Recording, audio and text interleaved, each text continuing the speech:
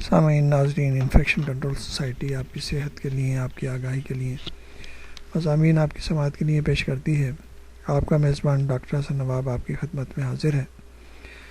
کچھ مسائل ہم کہانی کی شکل میں پیش کرتے ہیں تاکہ اس سے ایک اندازہ ہو سکے کہ لوگ کس طرح بیماری میں مبتلا ہوتے ہیں۔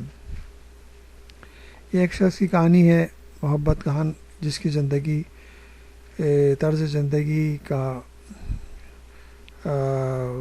کوئی صحیح سلسلہ نہیں تھا۔ محبت خان کی طرز زندگی کا یہ بدیہی نتیجہ تھا کہ وہ 48 ایئرس کی عمر تک پہنچتے پہنچتے مبتلا درد دل ہو جائے۔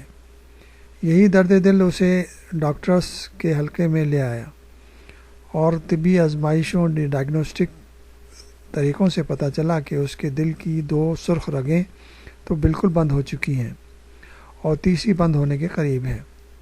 ماضی میں بھی اسے ایک خاموش حملہ قلب ہو چکا ہے۔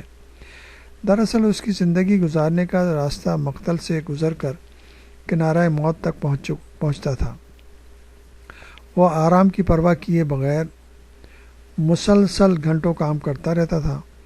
نہ اسے کھانے پینے کا ہوش تھا، نہ اس کے پاس رخصت اور تفریح کے لیے وقت تھا۔ عجلت، تیزی ہر وقت سر پہ سوار رہتی تھی۔ ہمیشہ نشینی کی یہ کیفیت تھی کہ ذرا ذرا سے دور جانے کے لیے بھی سواری کے بغیر چند قدم نہیں چلتا تھا۔ تمام دن میں چلے جانے والے قدم تو گنتی کے ہوتے تھے۔ اس کی زندگی گھڑی، تاریخ، کیلنڈر اور 2 رگوں ٹیلی فون کے زنجیر میں منقید ہو کر رہ گئی تھی۔ ہوائی جہاز میں سوار ہوتے ہی وہ ٹیلی فون کرنا نہیں بھولتا تھا۔ چلتی گاڑی میں بھی وہ ٹیلی فون سے چپکا رہتا تھا۔ گو وہ تمباکو نوش نہیں تھا، اس کا فشار خون بھی معمول کے مطابق تھا، یعنی کہ ہائپر ٹینشن بھی نہیں تھا، مگر روغینی چربیلی غذاؤں کا نہایت شوقین۔ کباب، کوفتے، تکے، کڑھائی، گوشت، قورمہ، پلاؤ، بریانی، حلوے، مٹھائیاں اس کی پسندیدہ غذائیں تھیں۔ یہ سخت متلون مزاج تھا، اپنے غصے میں خود ہی پیشتاب کھاتا، اپنے مزاج کی آگ میں اپنے آپ ہی جلتا رہتا تھا، اور جب کیفیت کرب میں ہوتا تو بے تحاشا کھاتا۔ نتیجہ یہ نکلا کہ اس کا وزن 20 کلو زیادہ اور خون میں کولیسٹرول کی تعداد بہت بڑھ گئی۔ کارڈیک سرجنز نے متبادل رگ لگانے اور بائی پاس کی جراحی قلب کا مشورہ دیا تھا، مگر اس بارے میں وہ ابھی تک فیصلہ نہیں کر سکا تھا۔ وہ چاہتا تھا کہ اس کی تکلیف کا کوئی اور حل ہونا چاہیے۔ ایک لحاظ سے اس خیال میں حق باجانب تھا، کیونکہ آج کل چند طبی حلقوں میں علاج درد دل کے مقبول و متبادل عاجلانہ طریقوں، جراحی اور توسیع رگ دل پر شکوک کا اظہار کیا جاتا ہے۔